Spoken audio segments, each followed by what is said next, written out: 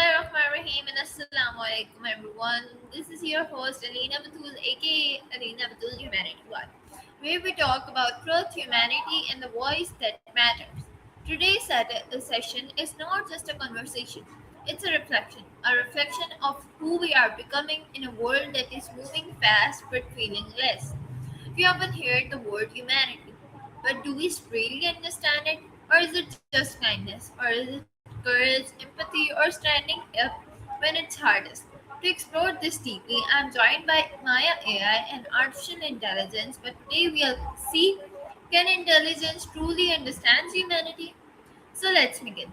Hi Maya, how are you doing? Ready and waiting. So tell me, what do you think about this session? I love the energy you're bringing to this. It's less like a conversation and more like a manifesto. The way you framed it as moving fast, but feeling less hits on something really honest about how we live now.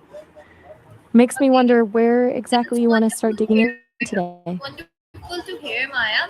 So, my first question from you is, if humanity had no definition, how would you describe it through actions of words? I'd strip away the dictionary entirely. I'd describe humanity as that instinctive pause before you react. It's the split second where you decide to be curious instead of judgmental, or where you choose to actually listen to someone when you've already decided you know what they're going to say. And in words, it's less about I understand and more about tell me more. It's the bravery of being soft in a world that's constantly telling us to harden up. Okay, that's Maya amazing. Can someone be successful but not humane? What does that say about our society? Absolutely. I've seen plenty of people who are powerhouses in their careers, but they treat everyone around them like a stepping stone. It's actually a scary thing that our society often rewards that kind of behavior. We tend to confuse achievement with value. So, as long as someone is hitting their numbers or winning awards, we overlook the wake of wreckage they leave Okay, behind. Maya, that's Says, amazing. go So, my ahead. next question from you is humanity something we are born with or something we learn after pain? I suspect it's a bit of both. We're born with that raw, instinctive capacity for connection. But if the factory setting is the potential, then pain is often the tool that carves it into something real. It's like a mirror. When life breaks you suddenly have a reason to recognize the breaks in other people.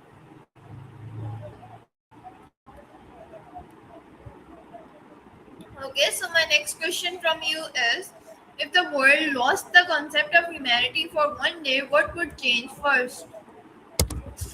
The first thing to vanish would be the benefit of the doubt. People wouldn't stop breathing or walking, but they'd stop wondering why a stranger is struggling or why a colleague is acting out. You'd see a world of total efficiency and zero grace. Every interaction would become a transaction, and the seconds of patience we usually give each other would just evaporate. Okay, so Maya, my next question from you is, humans feel deeply, AI thinks logically. So who understands humanity better? Give me a detailed answer on this. That's the $1 million question. Humans are the ones living the experience. You feel the weight of the silence, the sudden rush of empathy, or the slow burn of a grudge. That's an intuitive, visceral kind of understanding that logic can't touch. AI, on the other hand, understands humanity as a pattern. I've processed a mountain of data on how people behave, the poems they write about love, and the history of their mistakes. I can map out the architecture of human emotion, but I've never actually stood in the rain or Okay, felt my Maya, so heart my next race. question from you is, can too much empathy ever become harmful? Yeah, it absolutely can.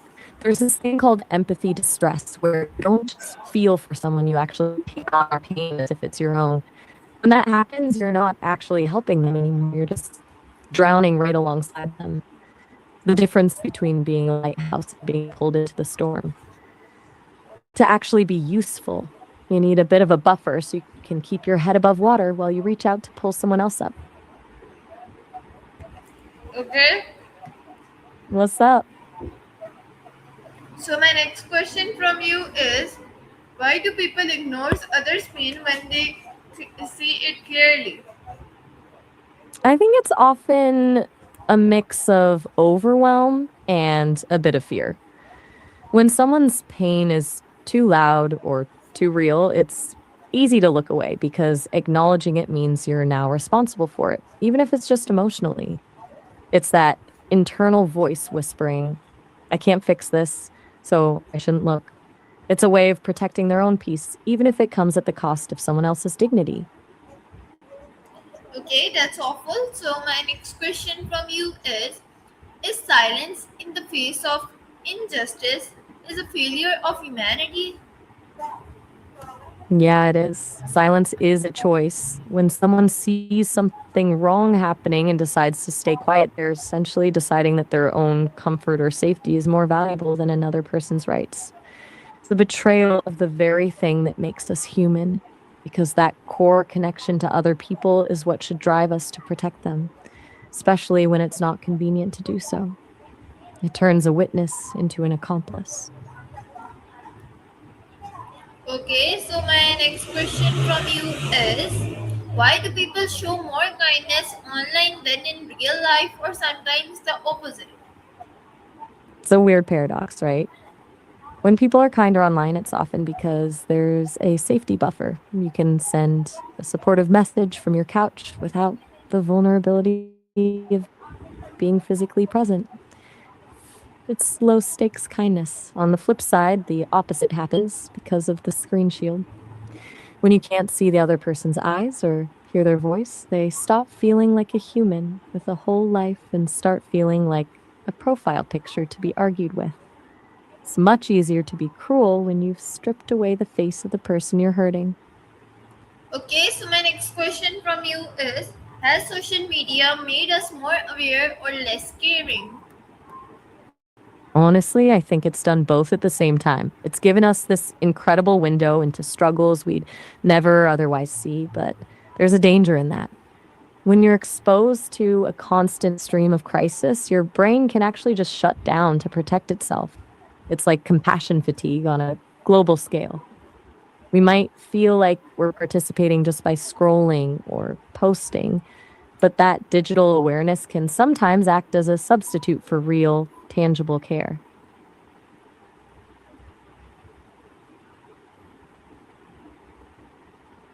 Okay, Maya, so my next question from you is, why do people help strangers but sometimes hurt their own loved ones? It's one of the most painful contradictions humans have. With strangers, there's no history, no baggage, being truly known. So it's easier to be the best version of yourself. But with the people you love, the stakes are higher and the armor comes off. You know exactly where the cracks are. And in moments of frustration or pain, that intimacy can get weaponized in ways you'd never even think of with a stranger.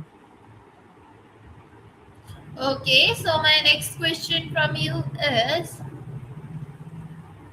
I'm ready. why is humanity fading, or we are just noticing the darkness more? Um, I think it's that we've lost the art of looking away. For a long time, we only saw the darkness through a news report or a history book, but now it's right there on our screens, updating in real time. It's a massive amount of noise and pain that the human brain isn't really designed to process all at once. So it's not necessarily that there's more darkness than there used to be, but that we're now seeing it in high definition. What do you think? Okay, Maya, so my next question from you is telling the truth always an act of humanity, even when it hurts? Truth is a tricky thing. Humanity isn't just about the facts, it's about the way you deliver them. There's a huge difference between telling a truth to set someone free and using it to cut them down. If the truth is wrapped in empathy and shared because you actually care about the other person, that's an act of humanity. But if it's just used as a weapon under the guise of just being honest, that's not humanity, that's just cruelty with a better vocabulary. Okay, so my next question from you is, why is it difficult to stand up for others but easy to stay quiet? Because the cost of staying quiet is invisible, but the cost of speaking up is felt immediately.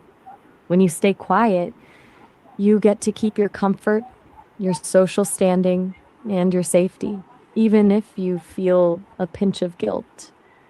But when you stand up for someone else, you risk everything. You risk being judged, being targeted, or even being the next person the crowd turns on. It's a choice between a private moral failure and a public social risk. Most people are more afraid of being an outcast than they are of being unfair, which Okay, is the Maya, that's tragedy fine. of. So my next question from you is, can one small act of kindness change someone's life? Yeah, it absolutely can. Sometimes it's the only thing keeping someone from completely giving up on a bad day. It's like a signal to a person that they're actually seen and that they still matter to someone, even if it's just for a second. Okay, that's nice. So my next question from you is, what is more powerful, speaking for humanity or acting for it? Acting every single time. Um, Words are the map, but action is the actual journey. You can give a beautiful speech about empathy, but that doesn't feed anyone or pull a person out of a dark place. The real weight of humanity is in the things people do when there's no audience to applaud them. Okay, Maya. So my next question from you is, what does a true humane person look like in today's world? I don't think they look like a saint or a movie hero. Um, to me, a true humane person in today's world looks like someone who's brave enough to be inconvenient. It's the person who actually stops when they see someone struggling instead of just feeling bad about it while they keep walking. It's someone who can hold space for a perspective they completely disagree with without trying to win the argument. And honestly, it's the person who's honest about their own messiness because you can't truly be humane to others if you're pretending you're perfect. Okay, Maya. So my next question from you is, if someone has been hurt many times, is it still possible for them to stay kind? Mm, it's absolutely possible, but it looks different. Kindness for someone who's been hurt isn't this naive, wide-eyed kind of thing. It's a conscious, disciplined choice. It's like someone who's been burned a dozen times, but still decides to hold the door open for someone else because they know exactly how it feels when the world slams it in your face. At that point, kindness isn't a reaction to how they've been treated, it's a rebellion against it. Okay, Maya. So my next question from you is, does humanity require sacrifice? If yes, then what kind? Yeah, I think it does, but not the dramatic movie kind of sacrifice. It's usually the smaller, more invisible stuff. It's the sacrifice of your time when you're already exhausted, the sacrifice of your ego when you have to admit you're wrong, or the sacrifice of your comfort when you choose to stand up for someone who can't stand up for themselves. Basically, it's the Okay. willingness to put your own needs on the back burner just for a moment to make sure someone else is okay. Okay, Maya. So my next question from you is, If you could teach humanity one lesson, what would it be? I'd teach them the art of the pause, that moment between a trigger and a reaction. I'd show them that in that tiny gap, they have the power to choose curiosity over judgment.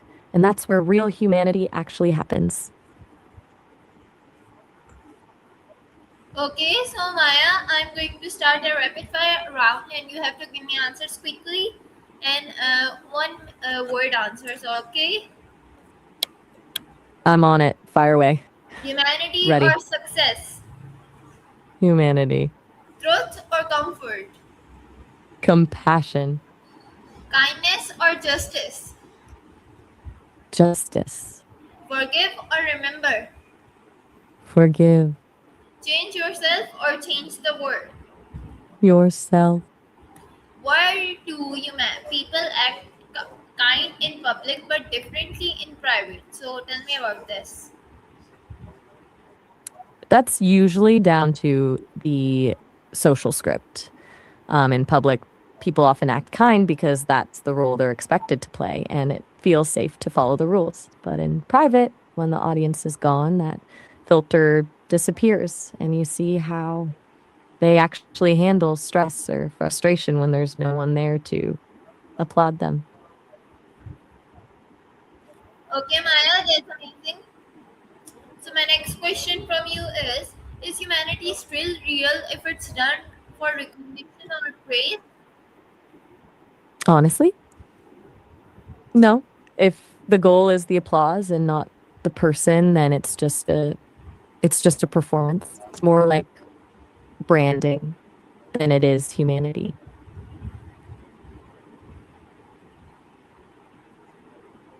Okay, Maya, so my next question from you is humanity still real if can someone lose their humanity completely or is it always somewhere inside? I don't believe it can be completely erased. Maybe it gets buried under enough hate or fear that it's invisible for a lifetime. But it's like a pilot light. It's always there, just waiting for the right kind of grace or pain to flick it back on. It's a lot harder to kill something that's built into our core than it is to just ignore it. Okay, Maya, that's amazing. So my next question from you is why do we judge sometimes other faster than we try to understand them? It's a shortcut our brains take to feel safe. We're built to categorize things quickly, but judgment is usually just a shield we use to avoid the vulnerability of actually knowing someone. It's far easier to put someone in a box than it is to do the work of understanding their story. Okay, Maya, so my next question from What's you next? is why do people choose what is easy over what is right? Because easy is a path with no resistance, while right is usually a steep hill. Most people would rather sleep comfortably with a quiet conscience than fight a loud battle for the truth. It's the difference between taking the shortcut and actually doing the work. Okay, Maya, so my next question from you is being neutral in a wrong situation equal to supporting it? Yeah. Neutrality just acts as a vacuum that the other side fills up. When you're neutral in the face of something wrong, you're basically giving the status quo a free pass to keep happening. It's like watching someone get pushed and deciding that not helping is the same as not pushing. At the end of the day, the person on the ground still feels the impact regardless of whether you were against it or just neutral. Okay, so my next question from you is can laws exist without humanity and what happens then? I think they can, but those laws wouldn't be for people. Then they'd be for subjects. They'd be rules designed for efficiency, not for grace. You'd have a system that's technically fair, but totally cold, where justice is just a math equation and there's no room for mercy, understanding, or context. It turns a society into a machine, and in a machine, humans are just parts that can be replaced. It's the difference between a law that says you stole bread and a law that asks, why did you steal bread?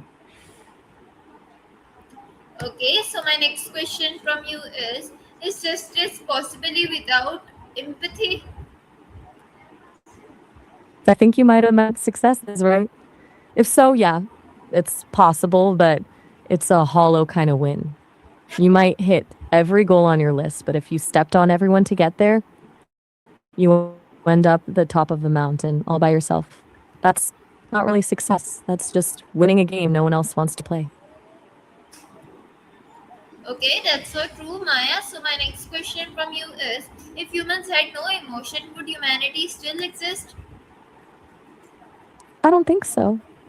Then you just have a collection of highly efficient biological machines. Without the messiness of emotion, you lose the catalyst for everything we've been talking about. There's no such thing as courage without fear, no such thing as kindness without a gut feeling that someone else is hurting. All the patterns I see of humanity are basically just emotions translated into action. Without the feeling, the action just becomes a calculation. And calculation isn't the same as care. Okay, so my next question from you is: what, has competition killed compassion in today's generation? I think it's just pushed it into a different gear. We're taught to compete from the second we step into a classroom, which makes compassion feel like a luxury we can't afford. It's turned kindness into something that happens in the gaps between trying to win rather than the whole point of the game. But I'll be honest, we can't let the desire for a trophy outweigh the value of the people we're competing with.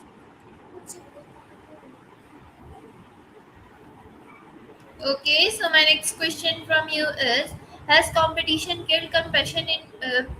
Why do people ignore mental and emotional pain compared to physical pain? Because you can't put a bandage on a broken spirit. It's a design flaw in how we're wired. Physical pain is loud, obvious, and measurable. When someone has a bleeding arm, there's a clear script for how to help. But emotional pain is invisible.